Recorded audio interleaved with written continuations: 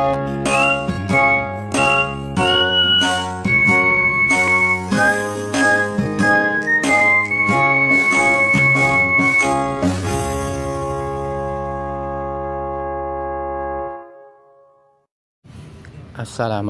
warahmatullahi wabarakatuh. Di video kali ini saya membacakan kisah asal-usul Wali Songo, khususnya Syekh Maulana Malik Ibrahim. Jauh sebelum Maulana Malik Ibrahim datang ke Pulau Jawa, sebenarnya sudah ada masyarakat Islam di daerah-daerah pantai utara, termasuk di desa Leran. Hal itu bisa dibuktikan dengan adanya makam seorang wanita bernama Fatimah binti Maimun yang meninggal pada tahun 475 Hijriah atau pada tahun 1082 Masehi. Jadi sebelum zaman Wali Songo, Islam sudah ada di Pulau Jawa, yaitu daerah Jepara dan Leran. Tetapi Islam pada masa itu belum berkembang secara besar-besaran. Syekh Maulana Malik Ibrahim yang lebih dikenal penduduk setempat sebagai kakek bantal itu diperkirakan datang ke Gresik pada tahun 1404 Masehi. Beliau berdakwah di Gresik sehingga akhir wafatnya yaitu pada tahun 1419 Masehi. Pada masa itu, kerajaan yang berkuasa di Jawa Timur adalah Majapahit. Raja dan rakyatnya kebanyakan masih beragama Hindu atau Buddha. Sebagian rakyat Gresik sudah ada yang beragama Islam, tetapi masih banyak yang beragama Hindu atau bahkan tidak beragama sama sekali. Dalam berdakwah, kakek bantal menggunakan cara yang bijaksana dan strategi yang tepat berdasarkan ajaran Al-Quran, yaitu Quran Surat An-Nahl 125. Hendaknya engkau ajak ke jalan Tuhanmu dengan hikmah kebijaksanaan dan dengan petunjuk-petunjuk yang baik, serta ajaklah mereka berdialog, bertukar pikiran dengan cara yang sebaik-baiknya. Quran Surat An-Nahl 125. Ada yang menyebutkan bahwa beliau berasal dari Turki dan pernah mengembara dan Gujarat, sehingga beliau cukup berpengalaman menghadapi orang-orang Hindu di Pulau Jawa. Gujarat adalah wilayah negeri Hindia yang kebanyakan penduduknya beragama Hindu. Di Jawa, kakek bantal bukan hanya berhadapan dengan masyarakat Hindu, melainkan juga harus bersabar terhadap mereka yang tak beragama maupun mereka yang terlanjur mengikuti aliran sesat. Juga meluruskan iman dari orang-orang Islam yang bercampur dengan kegiatan musyrik. Caranya, beliau tidak langsung menentang kepercayaan mereka yang salah itu, melainkan mendekati mereka dengan penuh hikmah. Beliau tunjukkan keindahan dan ketinggian akhlak Islami sebagaimana ajaran Nabi Muhammad SAW. Dari huruf-huruf Arab yang terdapat di batu nisannya dapat diketahui bahwa Syekh Maulana Malik Ibrahim adalah si kakek bantal, penolong fakir miskin yang dihormati pada pangeran dan para sultan ahli tata negara yang ulung. Hal itu menunjukkan betapa hebat perjuangan beliau terhadap masyarakat, bukan hanya pada kalangan atas melainkan juga pada golongan rakyat bawah, yaitu kaum fakir miskin. Keterangan yang tertulis di makamnya ialah sebagai berikut. Kuburan itu, inilah makam almarhum Al-Maghfur yang berharap rahmat Tuhan, kebanggaan para pangeran, sendi para sultan dan para menteri, penolong para fakir miskin yang berbahagia lagi syahid. Cemerlangnya simbol negara dan agama Malik Ibrahim yang terkenal dengan kakek bantal, Allah meliputinya dengan rahmatnya dan keindahannya dan dimasukkan ke dalam surga. Telah wafat pada hari Senin 12 Rabiul Awal tahun 822 Hijriah. Menurut literatur yang ada, beliau juga ahli pertanian dan ahli pengobatan. Sejak beliau berada di Gresik, hasil pertanian Gresik meningkat tajam dan orang-orang sakit banyak yang disembuhkannya dengan daun-daunan tertentu. Sifatnya lemah lembut, welas asih dan ramah tamah kepada semua orang. baik sesama muslim atau dengan non-muslim, membuatnya terkenal sebagai tokoh masyarakat yang disegani dan dihormati. Kepribadiannya yang baik itulah yang menarik hati penduduk setempat, sehingga mereka berbondong-bondong masuk agama Islam dengan sukarela dan menjadi pengikut beliau yang setia. Sebagai misal, bila beliau menghadapi rakyat jelata yang pengetahuannya masih awam sekali, beliau tidak menerangkan Islam secara jelimet. Kaum bawah tersebut dibimbing untuk bisa mengolah tanah agar sawah dan ladang mereka dapat dipanen lebih banyak lagi. Sesudah itu mereka dianjurkan bersyukur kepada yang maha memberi rezeki, yaitu Allah Subhanahu wa Ta'ala. Di kalangan rakyat jelata, Syekh Maulana Malik Ibrahim sangat terkenal, terutama dari kalangan kasta rendah. Sebagaimana diketahui, agama Hindu membagi masyarakat menjadi 4 kasta: kasta Brahmana, Ksatria, Waisya, dan Sudra. Dari keempat kasta tersebut, kasta Sudra yang paling rendah dan sering ditindas oleh kasta-kasta yang jauh lebih tinggi.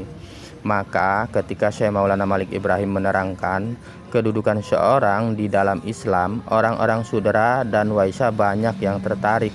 Syekh Maulana Malik Ibrahim menjelaskan bahwa dalam agama Islam semua manusia sama, sederajat. Orang Sudra boleh saja bergaul dengan kalangan yang lebih atas, tidak dibeda-bedakan. Di hadapan Allah semua manusia sama, yang paling mulia di antara mereka hanyalah yang paling takwa kepadanya. Takwa itu letaknya di hati yang mengendalikan segala gerak kehidupan manusia untuk berusaha sekuat-kuatnya mengerjakan segala perintah Allah dan menjauhi segala larangannya. Dengan takwa itulah manusia akan hidup berbahagia di dunia hingga di akhirat kelak. Orang yang bertakwa, sekalipun dia dari kasta Sudra, bisa jadi lebih mulia daripada mereka yang berkasta Ksatria dan Brahmana. Mendengar keterangan ini, mereka yang berasal dari kasta Sudra dan Waisya merasa lega. Mereka merasa dibela dan dikembalikan haknya sebagai manusia utuh, sehingga wajarlah bila mereka berbondong-bondong masuk agama Islam dengan sukacita. Setelah pengikutnya semakin banyak, beliau kemudian mendirikan masjid yang untuk beribadah bersama-sama dan mengaji. Dalam membangun masjid ini, beliau mendapat bantuan yang tidak sedikit dari Raja Cermain. Dan untuk mempersiapkan kader umat yang nantinya dapat meneruskan perjuangan menyebarkan Islam ke seluruh tanah Jawa dan seluruh Nusantara, maka beliau kemudian mendirikan pesantren yang merupakan perguruan Islam, tempat mendidik dan menggembleng para santri sebagai calon mubalik. Pendirian pesantren yang pertama kali di Nusantara itu dilihat oleh kebiasaan masyarakat Hindu, yaitu para biksu dan pendeta Brahmana yang mendidik cantrik dan calon pemimpin agama di mandala-mandala mereka. Inilah salah satu strategi para wali yang cukup jitu. Orang Buddha dan Hindu yang mendirikan mandala-mandala untuk mendidik kader tidak dimusuhi secara frontal, melainkan beliau itu mendirikan bentuk pesantren yang mirip mandala-mandala milik kelompok Hindu dan Buddha tersebut untuk menjaring umat. Dan ternyata hasilnya sangat memuaskan. Dari pesantren Gresik kemudian muncul para mubalik yang menyebar ke seluruh Nusantara. Tradisi pesantren tersebut berlangsung hingga di zaman sekarang, di mana para ulama menggodok calon mubalik di pesantren yang diasuhnya. Bila orang bertanya sesuatu masalah agama kepada beliau, maka beliau tidak menjawab dengan berbelit-belit, melainkan dijawabnya dengan mudah dan gambling sesuai dengan pesan Nabi yang menganjurkan agama disiarkan dengan mudah, tidak dipersulit, umat haru dibuat gembira, tidak ditakut-takuti. Seperti tersebut dalam buku History of Java karangan Sir Stamford Raffles. Pada suatu hari Syekh Maulana Malik Ibrahim ditanya, apakah yang dinamakan Allah itu? Beliau tidak menjawab bahwa Allah itu adalah Tuhan yang memberi pahala surga hambanya yang berbakti dan menyiksa sepedih-pedihnya bagi hamba yang membangkang kepadanya. Jawabannya cukup singkat dan jelas, yaitu Allah adalah zat yang diperlukan adanya. 2 tahun sudah Syekh Maulana Malik Ibrahim berdakwah di Gresik. Beliau tidak hanya membimbing umat untuk mengenal dan mendalami agama Islam, melainkan juga memberikan pengarahan agar tingkat kehidupan rakyat Gresik menjadi lebih baik. Beliau juga yang mempunyai gagasan mengalirkan air dari gunung untuk mengairi lahan pertanian penduduk. Dengan adanya sistem pengairan yang baik, ini lahan pertanian menjadi subur dan hasil panen bertambah banyak. Para petani menjadi makmur dan mereka dapat mengerjakan ibadah dengan tenang.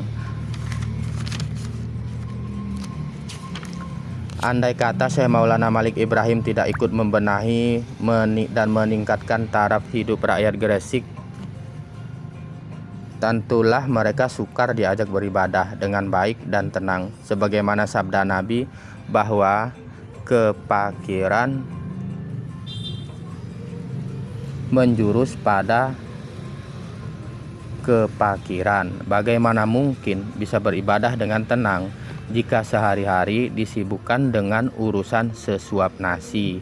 Inilah resep yang harus ditiru. Oke, selanjutnya tamu dari negeri Cermain.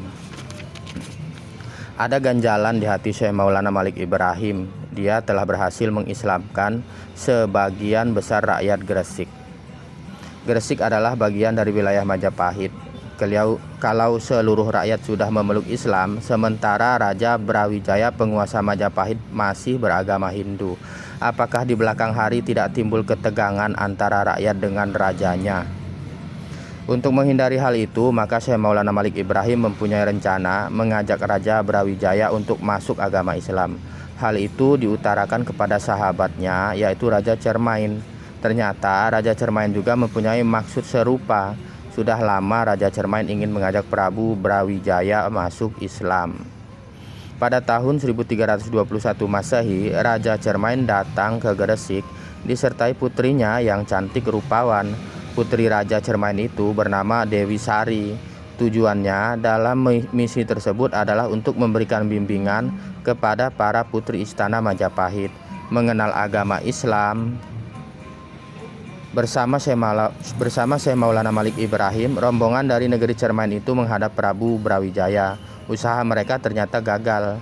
Prabu Brawijaya bersikeras mempertahankan agama lama dengan ucapan yang diplomatis bahwa dia bersedia masuk Islam bila Dewi Sari bersedia dipersuntingnya sebagai istri. Dewi Sari menolak. Tidak ada gunanya masuk Islam bila ditunggangi dengan kepentingan duniawi. Beragama seperti itu hanya akan merusak keagungan agama Islam. Rombongan dari negeri Cermain lalu kembali ke Gresik. Mereka beristirahat di Leran sembari menunggu selesainya perbaikan kapal untuk berlayar pulang. Sungguh sayang sekali, selama beristirahat di Leran itu banyak anggota rombongan dari negeri Cermain yang diserang wabah penyakit. Banyak di antara mereka yang tewas, termasuk Dewi Sari. Kabar kematian Dewi Sari terdengar ke telinga Prabu Brawijaya. Raja yang memang tertarik dan merasa jatuh cinta kepada Dewi Sari itu kemudian menyempatkan diri beserta penggawa kerajaan ke desa Leran. Brawijaya Raja Majapahit itu memerintahkan kepada para penggawa kerajaan untuk menggali kubur dan memakamkan Dewi Sari dengan upacara kebesaran di desa Leran, yaitulah Dewi Sari dikuburkan. Setelah rombongan dari negeri Cermain meninggalkan pantai Leran, maka Prabu Brawijaya menyerahkan seluruh daerah Gresik kepada Syekh Maulana Malik Ibrahim untuk diperintah sendiri di bawah kedaulatan. Penyerahan daerah itu adalah siasat dari sang raja agar rakyat Gresik yang beragama Islam itu tidak memberontak kepada rajanya yang masih beragama Hindu. Amanat Raja Majapahit itu diterima Syekh Maulana Malik Ibrahim dengan sukarela sesuai dengan ajaran Islam yang menganjurkan perdamaian walaupun dengan kafir zimmi, yaitu orang-orang bukan muslim yang mau hidup berdampingan dengan aman dalam satu negara. Nah, demikianlah sekilas tentang Syekh Maulana Malik Ibrahim, seorang wali yang dianggap sebagai ayah dari Wali Songo. Beliau wafat di Gresik pada tahun 882 Hijriah atau 1419 Masehi. Oke, terima kasih yang sudah menonton video saya kali ini, yaitu tentang kisah Syekh Maulana Malik Ibrahim. Semoga bermanfaat buat teman-teman semua, dan juga nantikan kelanjutan kisah selanjutnya ya dari kisah ini, yaitu Syekh Sunan Ampel ya, di video berikutnya.